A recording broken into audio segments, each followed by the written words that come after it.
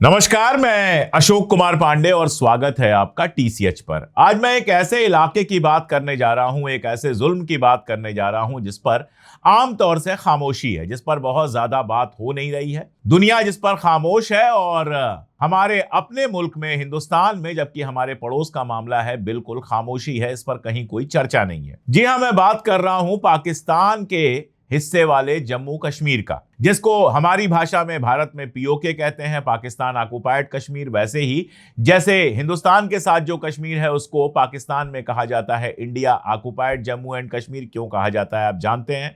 दुनिया उसको पीएजेके कहती है और आईएजेके कहती है, यानी पाकिस्तान एडमिनिस्टर्ड जम्मू एंड कश्मीर और India administered Jammu and Kashmir. Jammu और कश्मीर को लेकर पाकिस्तान और भारत के बीच में जो विवाद है, बहुत डिटेल में कई बार बता चुका हूं। 2 किताबें लिखी हैं मैंने, दोनों किताबों में बहुत डिटेल में बताया है। कई लैंग्वेजेज में ये किताबें अवेलेबल है, इसलिए उस पर मैं बहुत डिटेल में नहीं जा रहा हूं, क्योंकि अभी वो मेरा मुद्दा नहीं है। तो जो पाकिस्तान वाला कश्मीर है, वहां लगातार प्रदर्शन हो रहे हैं, गोलीबारी हो रही है, इंटरनेट पूरी तरह से बंद है और वहां के लोग सड़कों पर हैं लंबे समय से। अगर अभी तुरंत की बात देखें, मेरे पास कई लोगों के मेल आए।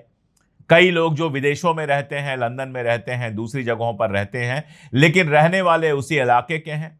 अब इंटरनेट वहां पे बंद है, तो अभी फिलहाल तो मेरा वहां के लोगों से कोई संपर्क नहीं है, किसी का मेल वेल नहीं आया है। लेकिन दीगर मुल्कों में जो लोग रह रहे हैं वहां के, वो लगातार वहां से डिटेल्स भेज रहे हैं और बता रहे हैं कि वहां किस कदर जुल्म हो रहा है, किस कदर लोगों को परेशान किया जा रहा है, किस कदर लगातार लाठियां चल रही हैं। इस पर लगातार बात चल रही है। अब आप देखिए, हमारे पास जो इंडिया वाला जम्मू एंड कश्मीर है, वहां इस तरह की घटनाएं होती हैं तो तुरंत इंटरनेशनल न्यूज बन जाती है, सारा कुछ होता है। लेकिन जो पाकिस्तान के पास जम्मू एंड कश्मीर है, जिसको हम लोग पीओके कहते हैं, चाहे वो गिलगिट बाल्टिस्तान हो, चाहे मुजफ्फराबाद वाला इलाका हो, इधर जब कुछ होता है तो वो खबर बाहर भी नहीं आ पाती और इस पर दुनिया में बात भी नहीं होती है। और ये बात होनी इसलिए जरूरी है कि चाहे इंडिया वाले जम्मू एंड कश्मीर के लोग हों, चाहे पाकिस्तान वाले जम्मू एंड कश्मीर के लोग हों, दोनों को आजादी से रहने का, एक पूरे नागरिक की तरह रहने का पूरा हक है। और उनके साथ कुछ भी गलत होता है तो उस पर आवाज उठाना जरूरी है। जो किताब मैंने कश्मीर नामा लिखी है, वो बेसिकली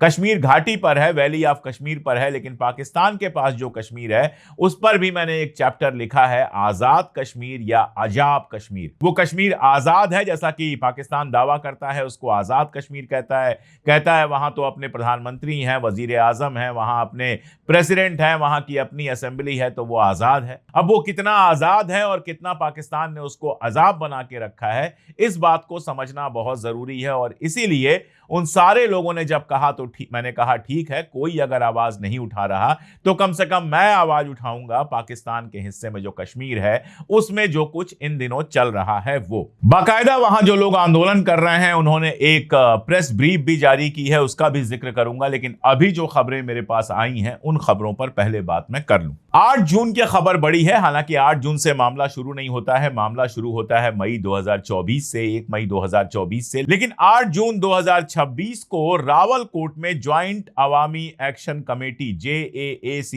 एक विरोध प्रदर्शन करती है, एक एहतजाज करती है, और उसके बाद हालात लगातार बिगड़ते जाते हैं। ये जो एहतजाज बुलाया गया था, इसमें बहुत सारे लोग इकट्ठा हुए थे और इनके सामने थी पुलिस और पैरामिलिट्री फोर्स, पाकिस्तान के पैरामिलिट्री फोर्स। दोनों के बीच में टकराव हुआ और उसके बाद मामला काफी हिंसक हो गया, काफी वहां पर मार पिटाई जैसी स्थिति चली और उस पूरे मामले में 11 लोगों की जान गई है। जो ज्वाइंट अवामी एक्शन कमेटी के लोग आए थे वहां पर, उन पर जो गोलियां चली हैं, उन पर जो लाठियां चली हैं, उसमें 11 लोगों की जान गई है, जिसमें एहतजाज करने वाले लोग भी शामिल हैं, पुलिस वाले भी शामिल हैं और एक राहगीर भी शामिल है। कहा जा रहा है कि 4 पुलिसकर्मी भी इसमें मारे गए हैं। इसके अलावा 70 से ज्यादा लोग घायल हुए हैं, जिसमें 23 पुलिस वाले और 50 ऐसे लोग हैं जो प्रदर्शन कर रहे थे, एहतजाज कर रहे थे, विरोध कर रहे थे। कई रिपोर्ट्स में मरने वालों की जो तादाद है वो 15 से ज्यादा बताई गई है। और इसके बाद पीओके के, जो पीएजेके आप कहना चाहें या पीओके कहना चाहें, आप जैसे उसको भी कहना चाहें, वहां पर रावलकोट के साथ साथ दूसरे इलाकों में भी काफी टेंशन हो गया और वहां पर एक्स्ट्रा पुलिस और पैरामिलिट्री फोर्स तैनात की गई।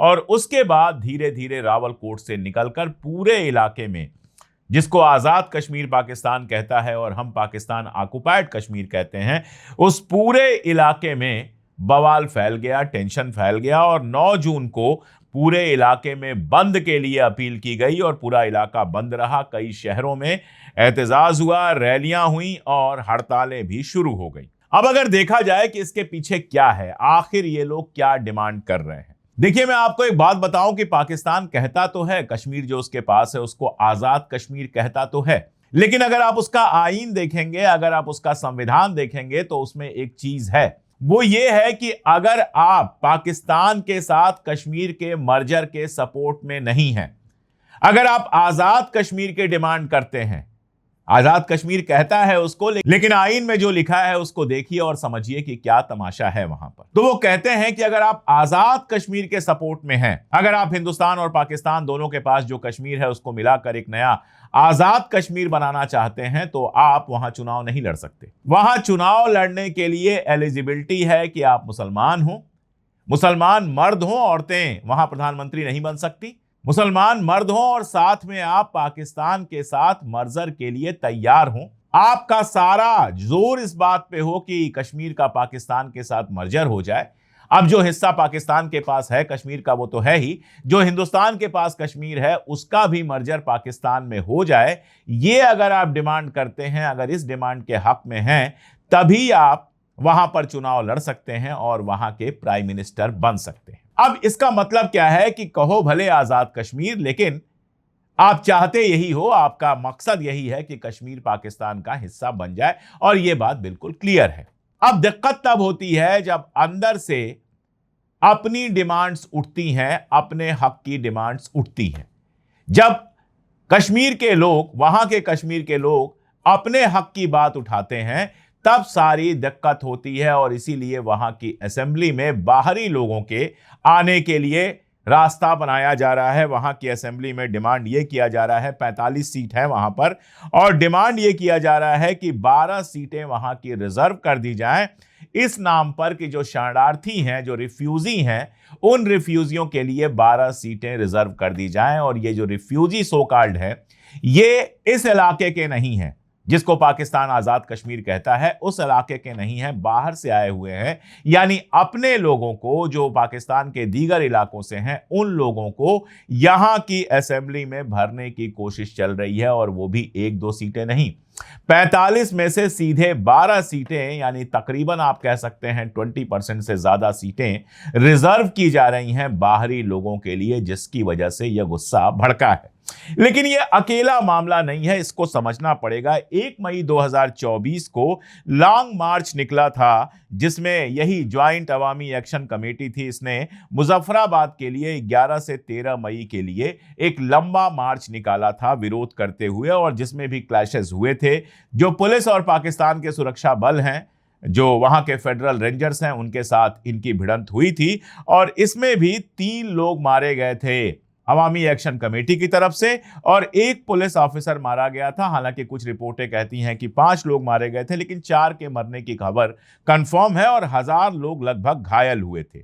इसमें लाइव एम्यूनिशन चले थे, गैस, टीयर गैस चली थी, और जो कुछ हो सकता है वो सब हुआ था, और इंटरनेट को सस्पेंड कर दिया गया था ताकि खबर बाहर ना आ पाए। असल में सारा मामला ये है कि ये जो आज़ाद जम्मू एंड कश्मीर जिसको कहता है पाकिस्तान, हम पाकिस्तान ऑक्युपाइड कश्मीर कहते हैं, उसको माना जाता है कि वो पूरे पाकिस्तान का बिजली का सप्लायर है। वहां पर जो हाइड्रो पावर प्रोजेक्ट्स हैं, मंगला डैम है और बाकी सब हैं, तकरीबन 3500 मेगावाट बिजली पैदा करते हैं, जो पाकिस्तान भर में सप्लाई होती है। और वहां पर पाकिस्तान के अंदर इसका रेट बहुत कम है, जबकि जो लोग बिजली को बनाते हैं, जहां से बिजली पैदा होती है, जहां मंगला डैम और बाकी सब है, वहां 30 रुपए से भी ज्यादा बिल आ रहा था पर यूनिट। और इस तरह की कई सारी शिकायतें थी।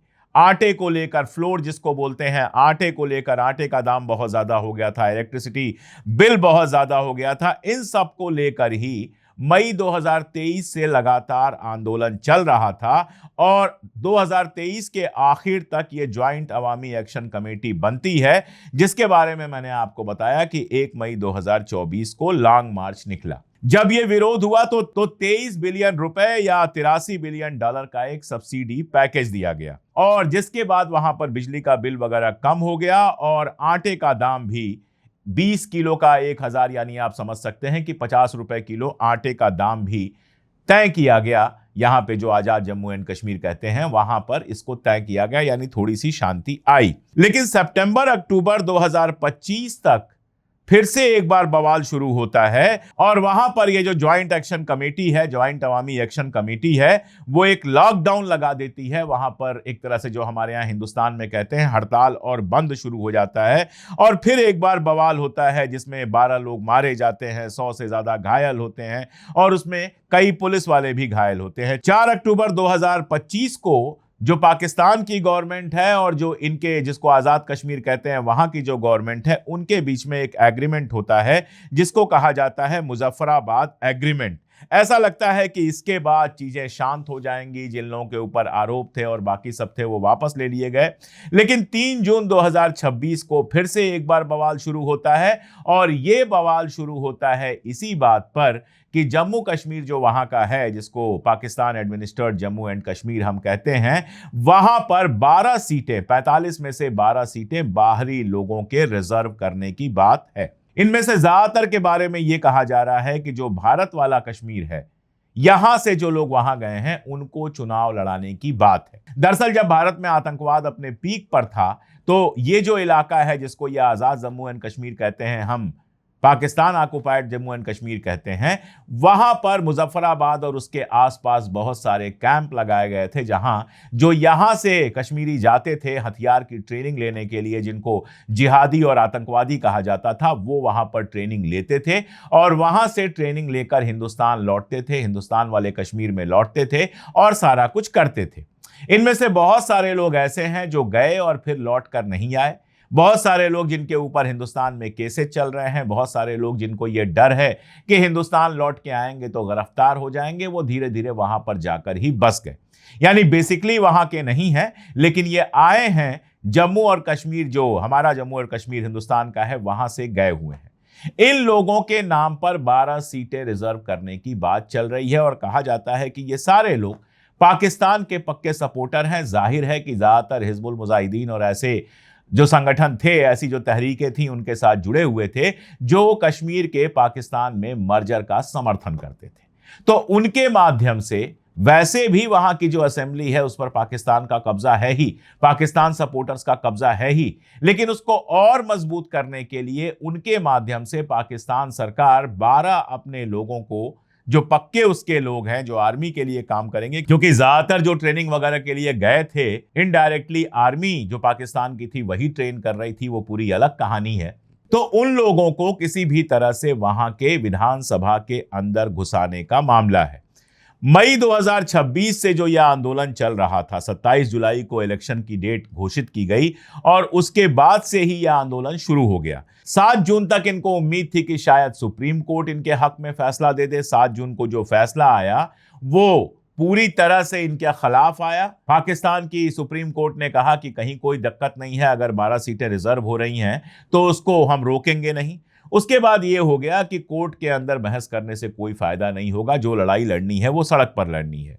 7 और 8 जून को फिर से एक बार आप देखते हैं जो कंबाइंड मिलिट्री हॉस्पिटल है रावलकोट का, वहां पर लोग इकट्ठा होते हैं। वहां पर शहबाज हबीब जो एक प्रदर्शनकारी था, उसकी बॉडी लेकर लोग गए थे, उसके आसपास लोग इकट्ठा होते हैं और वहां पर फिर से एक बार बवाल होता है जिसमें 11 लोग मारे जाते हैं। 9 जून को भी बवाल होता है। उसके बाद पूरा जून समझिए कि लगातार बवाल चलता रहता है और लेट जून और अर्ली 26 में जो एजेके कहते हैं, वो आजाद जम्मू एंड कश्मीर, उसके पीएम है, प्राइम मिनिस्टर है राजा फैसल मुमताज राठौर, वो बार बार कहते हैं कि बातचीत शुरू की जाए, लेकिन बातचीत का कोई माहौल बनता नहीं है। 27 जुलाई को जो इलेक्शन होने वाला है उसके बायकॉट की कॉल आती है और उसके बाद मैंने बताया कि लगातार ये आंदोलन चल रहा है और वहां लगातार ये विरोध हो रहा है। अब इस विरोध को दबाने के लिए जो काम किया गया है वो ये है कि वहां के इंटरनेट को बंद कर दिया गया है ताकि बाहर की दुनिया में कहीं कोई खबर पहुंचे नहीं।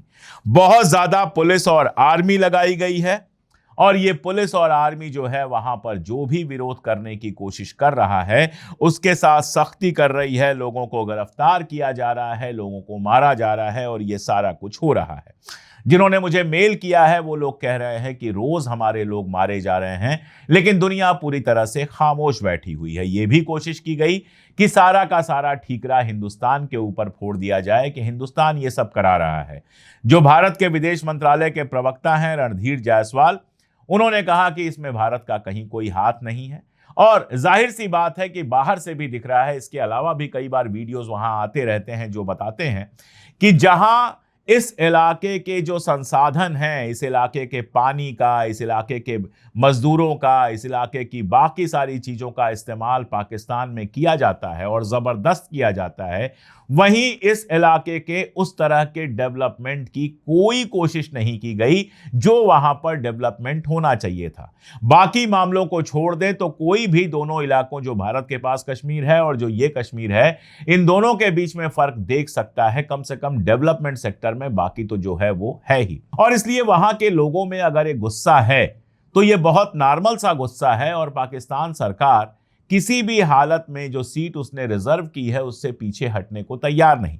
बाकी डिमांड्स पर बात करने को, मानने को तैयार है, लेकिन इस बात पर तैयार नहीं है कि वहां की सीटें जो रिजर्व की गई हैं वो खत्म किया जाए और ओपन कर दिया जाए। और यही वजह है कि मामला सुलझने की जगह और उलझता जाता है।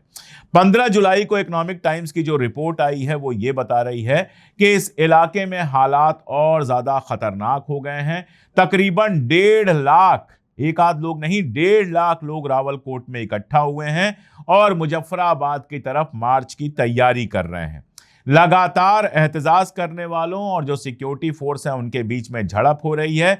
और अगर जून से देखें तो जून से अभी तक 30 से ज्यादा लोगों की जान इसमें जा चुकी है। लोगों का कहना है, जो वहां एहतजाज करने वाले हैं, कमेटी वाले हैं, उनका कहना है कि पाकिस्तान सरकार आंदोलन को दबाने के लिए केवल और केवल जबरदस्त हथियार बंद जो उनकी सिक्योरिटी फोर्स है उसका इस्तेमाल कर रही है और असॉल्ट राइफल्स तक से गोलीबारी हो रही है। आज यानी आप समझिए वहां कितने बुरे हालात हैं। बताया जा रहा है कि 8,000 रेंजर्स को तैनात किया गया है और भारत की जो सीमा है उस सीमा पर भी काफी आर्मी और बाकी सारी चीजें तैनात की गई हैं ताकि इनको दबाया जा सके और 17 जुलाई का चुनाव कराया जा सके। आज 17 जुलाई है, खबर आएगी कि वहां के चुनाव में क्या हुआ। अब जाहिर है इंटरनेट नहीं है, बाकी सब चीजें नहीं है, तो अभी तक मेरे पास कोई खबर नहीं है, लेकिन यह खबर आएगी कि चुनाव कैसे हुए, कितने वोट वहां पर पड़े और हालात किस तरह के हैं। असल में अगर आप देखिए तो पाकिस्तान ने यह दावा तो किया कि जो हमारे पास कश्मीर है वो आजाद कश्मीर है, उसको हमने कब्जा नहीं किया हुआ है।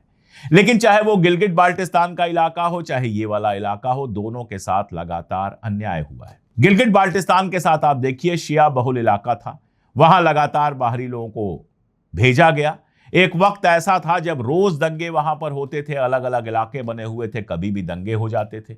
वहां के भी लोगों की बहुत सारी डिमांड्स हैं जो नहीं पूरी की गई। एक इलाका आपने उठाकर चाइना को दे दिया ताकि वो अपना ट्रेड कॉरिडोर बना सके और अब खबर यह है कि गिलगिट बाल्टिस्तान को पाकिस्तान का एंट्रीम स्टेट फाइनली ये बना रहे हैं। और कहा जा रहा है कि ये जो इलाका है गिलगिट बाल्टिस्तान का, जिसको पहले नॉर्दर्न एरिया कहते थे, वहां के लोगों को संविधान, पॉलिटिकल और बाकी सब अधिकार देने के लिए फाइनली उसको स्टेट बना रहे हैं। स्टेट बना लेने से फिर भी फायदा होगा, कम से कम गिलगिट बाल्टिस्तान के रिप्रेजेंटेटिव्स जो होंगे वो पाकिस्तान की असेंबली में होंगे, वरना तो गिलगिट बाल्टिस्तान पूरे पाकिस्तान के लिए घरेलू मजदूर जो होता है, जो घरों में काम करते हैं, उनकी सप्लाई का सेंटर और लूट का सेंटर बना हुआ था। ये फिलहाल हालात हैं और मेरा सवाल है दुनिया भर से कि एक इलाके में 1.5 लाख लोग एहतजाज करने के लिए तैयार हैं, उनका लगातार दमन हो रहा है, उनके ऊपर लाठियां चल रही हैं, गोलियां चल रही हैं, बंदूकें चल रही हैं, लोग मारे जा रहे हैं, इंटरनेट बंद करके खबर को बाहर नहीं जाने दिया जा रहा है और दुनिया भर में जो ह्यूमन राइट के ठेकेदार बनते हैं वो सारे के सारे खामोश बैठे हैं। अगर खामोश बैठे हैं तो क्यों? क्यों नहीं ये सवाल उठाया जा रहा है, ये बड़ी बात है। मैंने अपनी तरफ से कोशिश की है इस सवाल को उठाने को। ये वीडियो आप दूर तक पहुंचा सकते हैं ताकि लोग जानें कि उस इलाके में क्या हो रहा है और उस इलाके के लोग कितने परेशान हैं। आज के लिए इतना ही, बहुत शुक्रिया।